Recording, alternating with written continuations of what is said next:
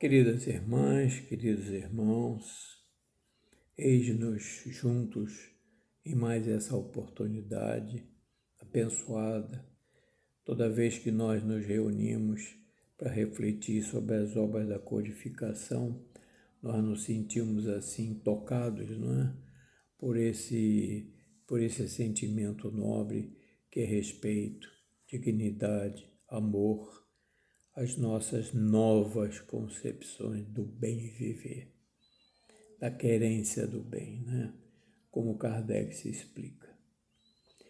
Nós temos hoje uma feliz incumbência que nos foi passada pela nossa querida Fátima com relação ao capítulo 7 da nossa abençoada obra, o Evangelho segundo o Espiritismo. Uma bênção aos nossos corações, ao nosso raciocínio, ao nosso viver. Então, o capítulo 7, ele tem o título Bem-aventurado os pobres de espírito. E tem aí, vinculando aos nossos singelos estudos, os itens 7 a 10. O tema, nesses itens 7 a 10, se reveste daqueles mistérios ocultos aos doutos e aos prudentes. Mistérios ocultos aos doutos e aos prudentes. É um tema assim muito vinculado aos personagens, aos atores lá da época do cristianismo nascente, lá na nossa querida Palestina, de todos os tempos.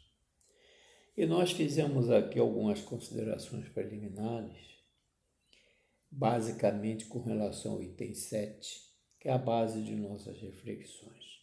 Esse item 7, que está lá no Evangelho segundo o Espiritismo, é um resumo das palavras de Jesus com relação ao Evangelho de São Mateus. Está lá no capítulo 11, versículo 25. Esse capítulo 11, versículo 25 de São Mateus, verdade se diga, ele tem alguns antecedentes.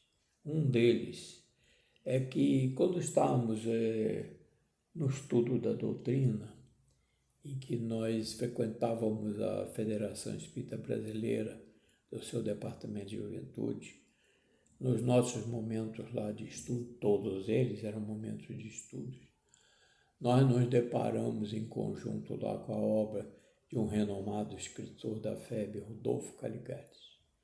E essa obra, ela é de 1964, né?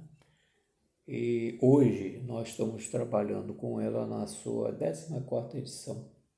E ela é de 2004, é o nosso hoje. Pois bem, o Sermão da Montanha, ele é toda uma obra de Caligares comentando o Evangelho de São Mateus. Só São Mateus. E Rodolfo Caligares, obra da FEB, Federação Espírita Brasileira, Rodolfo Caligares examina o Evangelho de São Lucas, notadamente lá nos seus itens primeiros, 5 a 7, como carta magna do cristianismo. Carta magna do cristianismo.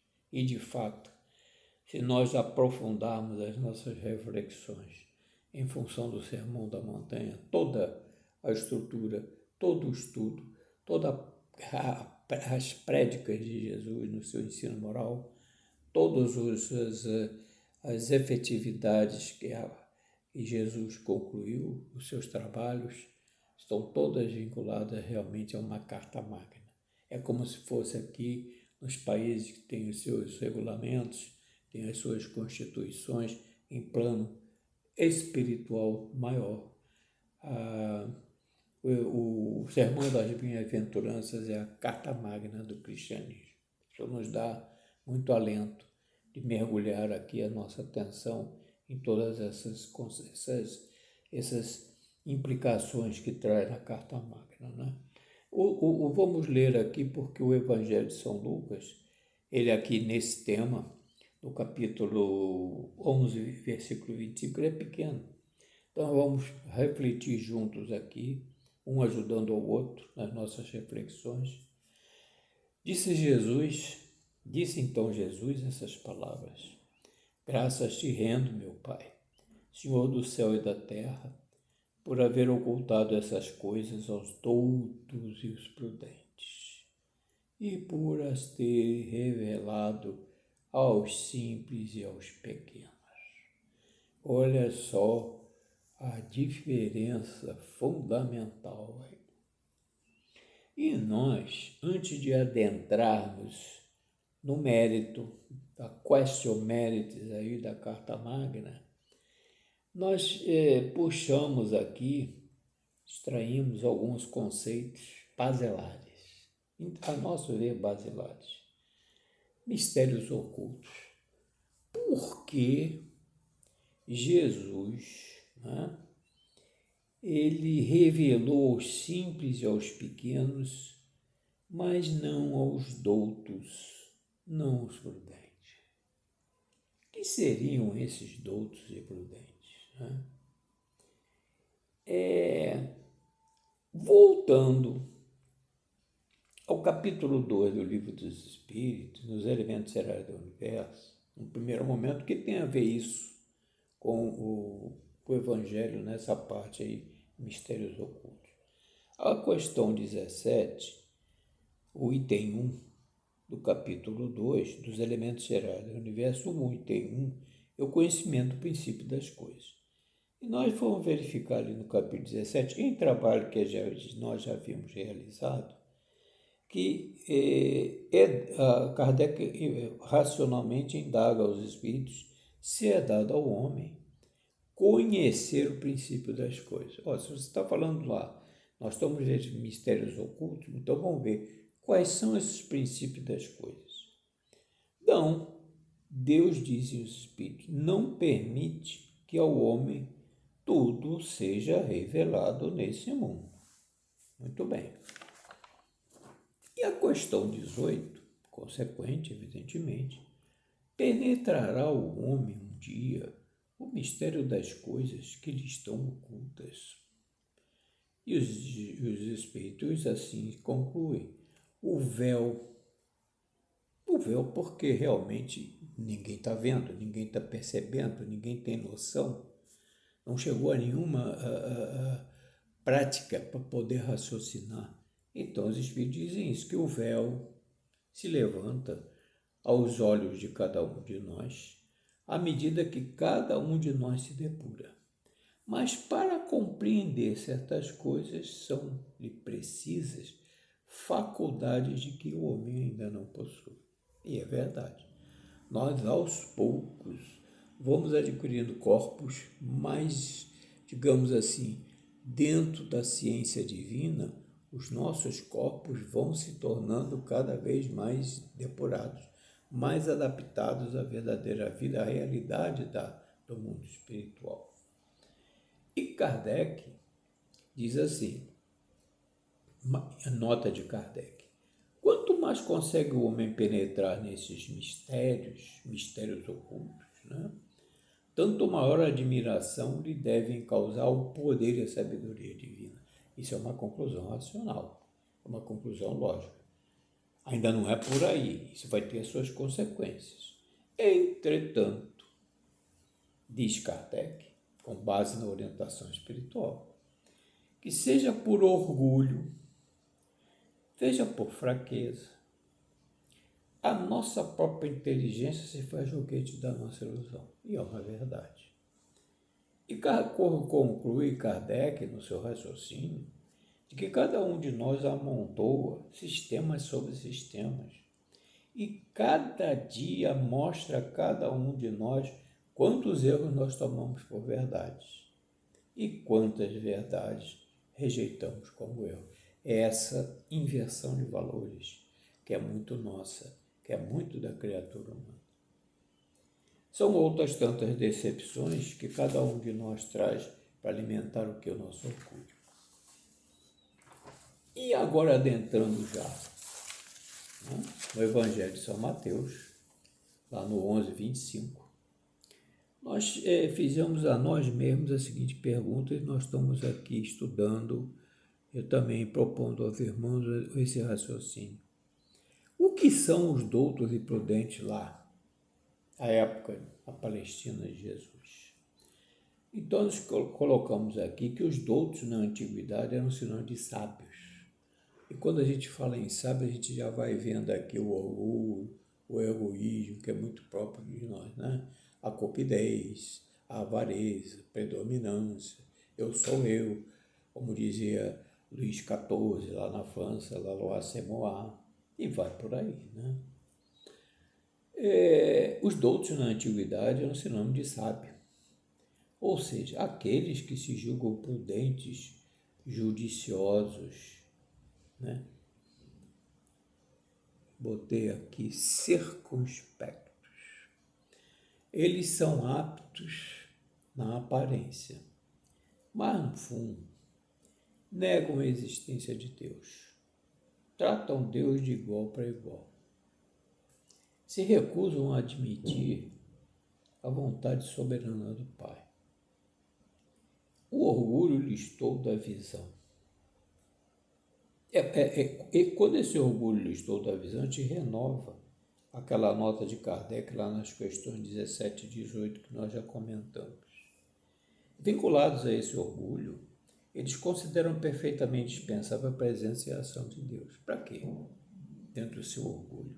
Não sentem Deus, não sentem aquele sentimento, aquela fragmentação, aquele íter que está dentro de nós, porque somos Deus, ainda está completamente fechada. Ela não está lapidada, porque se a gente recebe essa genética espiritual, compete a nós, pelo nosso progresso espiritual, lá do 780 do Livro dos Espíritos, trabalhar essas sementes de divindade que nós temos dentro de nós. Se nós não o fizermos, cada vez vamos fazendo o quê? Trilhando a fieira da ignorância, como está lá no 120 do Livro dos Espíritos. Vinculados ao orgulho, consideram perfeitamente dispensável a presença, né, e a ação de Deus.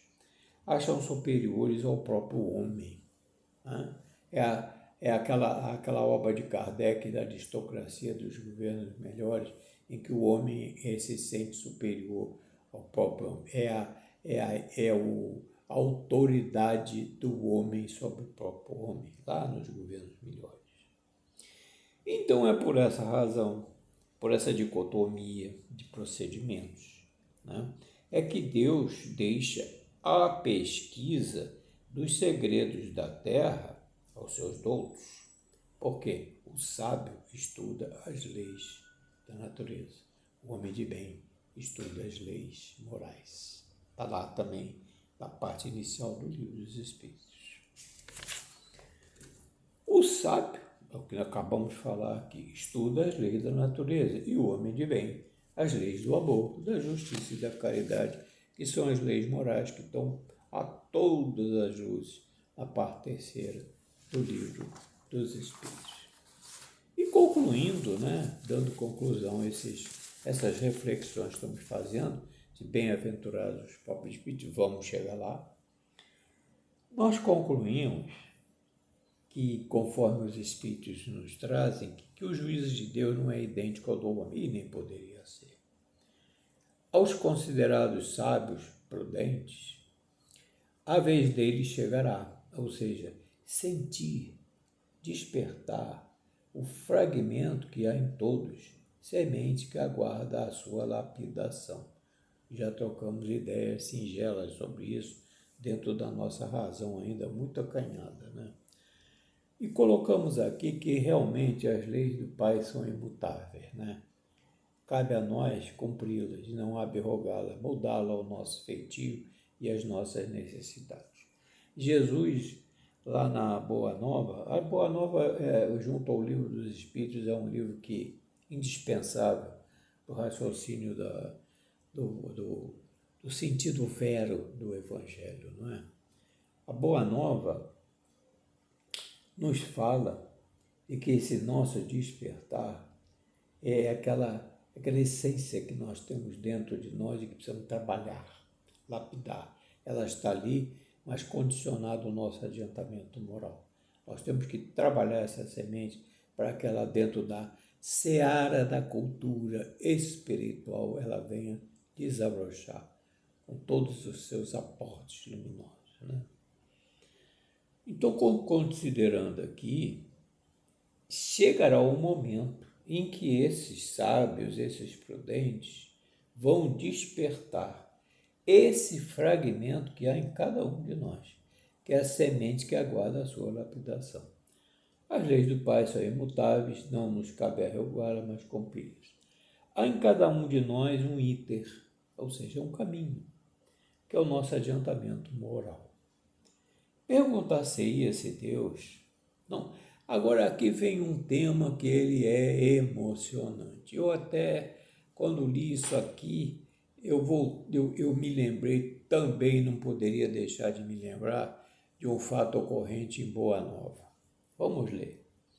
Há em cada um de nós um item, um caminho, que é o nosso adiantamento moral. Perguntar-se-ia se Deus não poderia tocá-los, ou seja, aos doutos e aos prudentes, em face de manifestações retumbantes, diante das quais eles se inclinariam os mais obstinados e incrédulos. E aí, dizem assim os espíritos, mas onde estaria o mérito de cada um? Onde é que estaria aquele trabalho nosso, individual e coletivo? Né? No sentido de fazer essa depuração dessa genética espiritual de cada um de nós. Deus não age com privilégios. O que ele faz, sim. As suas leis serão sempre obedecidas. Não consta nos anais, nas escrituras, na doutrina codificada, nas verdades inconcussas que os Espíritos nos trazem sobre a égide divina, sobre o Consolador prometido por Jesus, de que haja aí uma mudança de rumo na espiritualidade superior para nos atender. Não. Esses efeitos retumbantes que chamariam a atenção, reuniria todos os espíritos negativos, os chamaria para esses efeitos redundantes, clama por uma razão. Olha a razão aí. O nosso adiantamento moral, o nosso esforço. E na Boa Nova, há um fato muito interessante. Tadeu, que era um discípulo de Jesus, foi chamado certa feita para cuidar de uma lunática. Foi levado uma lunática. Apesar de todos os esforços, Tadeu não conseguiu curá-la. Só à noite, com a presença de Jesus, a menina foi restabelecida. Tadeu ficou cismado e ainda indagou de Jesus: mas por que Jesus não me passa essa maneira que ele tem tão fácil de curar os enfermos? Por que ele não distribui aos seus discípulos o mesmo poder? E ele questionando Jesus sobre isso. E Jesus pergunta a ele qual a razão da vida dele, Tadeu, introduzir o reino dos céus em meu coração. Mas por que, diz Jesus, você quer introduzir em você? E se esse é o seu objetivo, por que você quer que primeiro seja feito nos demais, que estão na fieira da ignorância, necessariamente não do mal? Mal é consequência de um caminho. Absorve-se a vibração negativa. Então, a conclusão lá no livro, né, de Boa Nova é isso. Jesus explica que não consta que Deus, na sua sabedoria, nas suas atividades, venha decliná-las dela para cuidar do desenvolvimento moral de cada um de nós, porque as suas leis são imutáveis. Somos nós que devemos cumpri-lo. Agora, ele age sim, dentro da soberania dele, de uma forma. Deixa sempre uma porta aberta para que cada um de nós possa trilhar outros caminhos, rever aqueles em que não se foi bem. Né? E quais são esses caminhos? O próprio Jesus. Porque Jesus já dizia, eu sou a porta, ninguém vai ao Pai por meu intermédio. Então nós achamos assim, muito do coração para o coração, trazer essa identificação de providência. De que adianta reunir, chamar todos os gênios negativos, obsessores, legiões, como se chamava. Como é o teu nome, legião? Por que não convocar, dizem os discípulos, todos esses espíritos, mostrar-lhes a verdade? E aí Jesus diz, mas o Pai anda, o Pai procede dessa maneira e nós, na nossa atividade, por maior que sejamos elevados, nós iremos contrariar as leis de Deus. Onde é que está o mérito de cada um? É preciso que nós tenhamos mérito. Em ponto bem menor, nas nossas atividades terrenas, nós que trabalhamos em empresas, que vivemos nas empresas, as empresas têm lá o seu plano de classificação de cargos e salários, tem a avaliação dos seus trabalhadores, e se ele é pontual, se ele é negligente, se ele não apresenta soluções, se ele não tem criatividade, se ele nada faz de bom, se ele não traz novas linhas de repercussão melhor com relação aos seus trabalhos, todos temos um boletim de avaliação, cada um de nós é medido, temos as nossas classificações, 7, 7,5, 8, 9, raramente um 10, a maioria são todos ainda notas muito baixas, como no plano espiritual, as nossas avaliações variam ao infinito. Então, todos nós estamos numa longa caminhada, num séquito interno, até chegarmos a essas concepções, né, que não estão necessariamente, embora hoje o progresso da ciência, vinculados a doutos, a prudentes, né? Nós temos hoje médicos, cientistas, psicólogos, infectologistas, epidemiologistas, tudo é uma gradação. A época da Palestina, os interpretadores do Evangelho, os judeus, os sacerdotes eram os pontífices, as pontes de Deus para resolver os problemas do humano dentro da nossa inferioridade. Mas todos estamos caminhando. Então, esse é um ponto final que eu destaquei aqui dentro dessa apresentação, de que valeria a pena a luz a um cego, necessário que antes se lhe destrua a causa do mal. Por isso que na Gênese, naqueles capítulos em que Jesus curava, né, ele sempre dizia, filha, filho, vai em paz, a tua fé te salvou, mas não voltes a pecar para que não te aconteça coisa pior. Ora, hoje, em termos de corpo de doutrina, nós estamos sendo orientados que esse não volte a pecar é o quê? Não voltes a lesar o teu perispírito, para que não aconteça coisa pior. E aí a gente sempre lembra, nas obras de Filomeno, a doutrina é um todo, as obras codificadas que se vinculam à codificação trazem todas essas questões assim na sua parte prática, na sua parte do dia a dia, das nossas dificuldades, dos nossos momentos.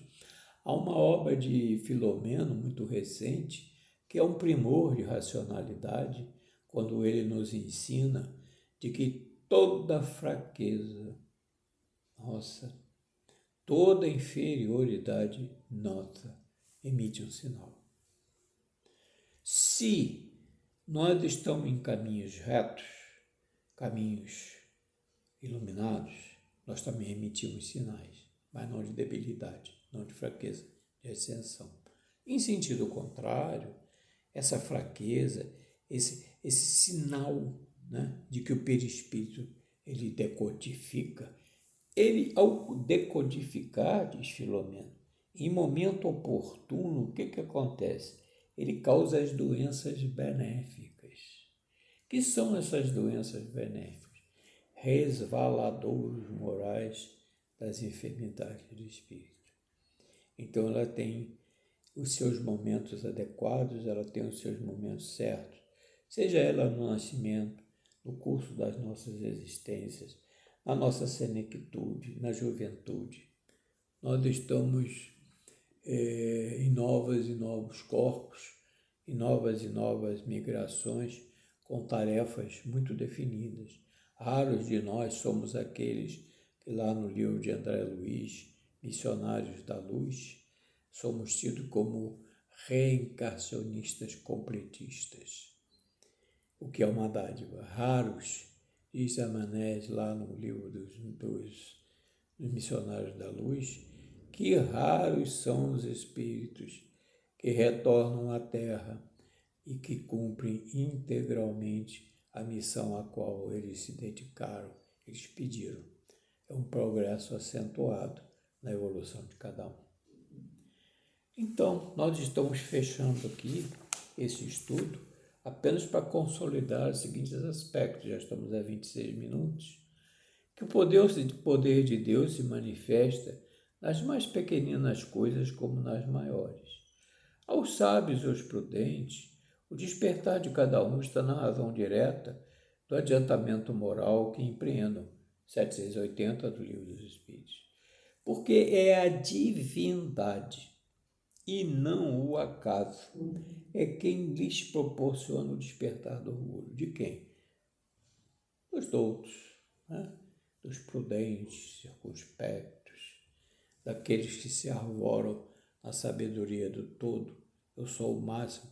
Quais são, como o sacerdote Hanan, que foi implacável juiz na crucificação, indaga ao juiz: você vem trazer à terra o reino dos céus, está lá na Boa Nova, mas o que você conta em seu favor? Você tem algum poder? Se relacionou com algum príncipe? Com alguma autoridade aqui na parte judaica, aqui na Palestina? Qual é o exército que vai atender às suas solicitações?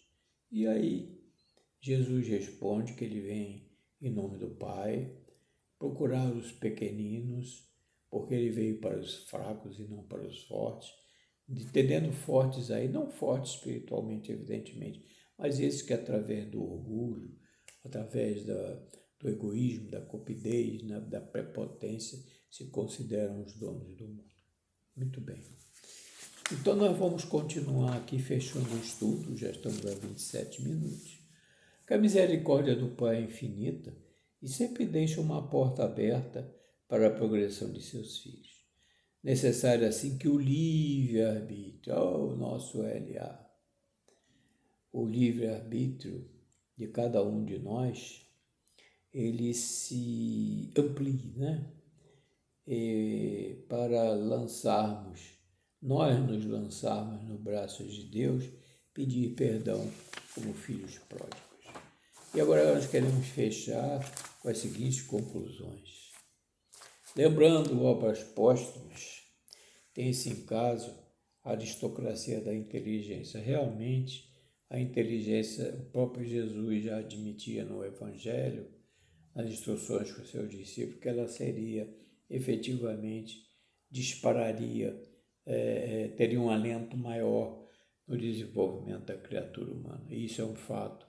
Se nós observarmos as conceituações históricas do nosso mundo, desde a época medieval, a noite dos mil homens, a noite das mil noites, até o final do século XVIII, quanta disparidade, quanto orgulho, quanta maledicência, quanto poder da raça, poder das armas, poder imperial, do chamado mando e gestão. Eu posso, eu sou a lei, ou seja, a supremacia do homem sobre o homem, lei da força bruta, lei do nascimento, lei da autoridade negativa, não é? Então, tudo isso vai compondo as nossas estações de aprimoramento espiritual. Então, lembrando obras póstumas, em caso, a aristocracia da inteligência nem sempre se constitui padrão de moralidade, ou seja, governos melhores.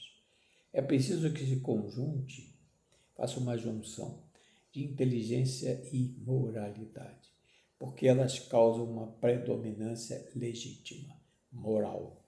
E aí ela redunda na confiança pelas suas luzes, pela sua justiça. Instrui Kardec que a aristocracia intelecto-moral só será possível com o fim do orgulho, do egoísmo, da cupidez, que ainda reinam soberanos na Terra. Essa é a nossa constatação. E queríamos fechar aqui falando dos pobres de espírito. Começamos com o tema do Evangelho de São Mateus, lá no capítulo 11, versículo 25. E aí, quem são esses pobres de espírito que Deus permitiu fossem levados às coisas do céu? Os pobres de espírito, situou Jesus, eles são portadores da humildade espiritual, em primeiro lugar, entre as virtudes de que nós necessitamos adquirir. Adulterando o sentido dessa máxima, os exegetas, os intérpretes do Evangelho, pretendem que esses pobres de espírito dão uma insanidade na interpretação dele, mas não sejam do que os bem-aventurados. Mas quem são esses bem-aventurados? Quem são esses pobres de espírito? Na interpretação judaica, eram os apoucados de inteligência. Eles eram os retardados mentais, os idiotas, os imbecis. Esses eram os termos aplicados na época e que estão a todas as luzes no Evangelho segundo o Espiritismo. Não somos nós que estamos afirmando. Então, essa interpretação dos anteriores religiosos, doutores da lei, prudentes, que interpretavam o Evangelho, ela é insana, porque os Espíritos assim dizem, porque não haveria lugar nos céus para os ricos. Não é da matéria, não, do corpo. Não haveria lugar nos céus para os ricos dos espíritos, do espírito imortal. Os pobres de espírito, na acepção divina de Jesus, devem entender-se aqueles que, aspirando à perfeição e comparando com o ideal a ser atingido, entendem ainda ser pequenino o progresso realizado, e que o grau de adiantamento há de se reconhecer que quando ainda são carentes de espiritualidade, apesar da nossa evolução, daquilo que nós estamos construindo dentro de nós, ainda é diminuto a nossa evolução. Temos que crescer muito para fazer com que essa semente de divindade que está de nós, ela, digamos assim, ela cresça, ela evolui, ela venha eclodir na sua autenticidade divina. Né? Então diz aqui que esse adiantamento moral ainda são carentes de espiritualidade. Temos que crescer muito. Empenham-se assim em conseguir maior progresso espiritual. E aí a gente ousa considerar aqui, e para reconhecer esse progresso moral, como está lá na questão 115 do Livro dos Espíritos, é conhecer a verdade, como Jesus ensinava aos seus espíritos, seus discípulos, porque a verdade nos transforma, a verdade nos liberta, e de verdade em verdade, que é a nossa era de transição, qualquer que seja o momento em que estejamos passando, nós, através dela, das verdades inconcussas, nós vamos nos aproximando da perfeição. E ao nos aproximarmos da perfeição, vamos nos aproximando do Pai. E para nos aproximarmos do Pai, nós vamos habitando o quê? A comunidade de espíritos puros, da qual Jesus é o nosso modelo, é o nosso paradigma, e por isso ele veio até a esse mundo mostrar os caminhos veros da nossa libertação, da nossa autenticidade espiritual. Então estão aí as reflexões desse tema. Nós estamos do Evangelho, nos lembramos do Livro dos Espíritos, nos lembramos da Serra dos Médios de Emmanuel, nós nos lembramos do livro do Boa Nova, de Humberto de Campos. Estamos felizes por esses momentos, absorvendo essas lições e trazendo-as não para o outro, mas para nós mesmos, para nosso progresso, que por mais elevado que seja, como está aqui, dito por Jesus, ainda é pequeno. Temos muito que progredir, temos que ocupar esses espaços infinitos que se desdobram, não é? Através dos espaços que são todos ocupados e que não existe nada vácuo. É a misericórdia divina se impondo a todos. Graças a Deus, obrigado pela paciência, obrigado por nos ouvir. Que a misericórdia divina esteja em nossos corações, agora, hoje e sempre. Graças a Deus, até uma próxima.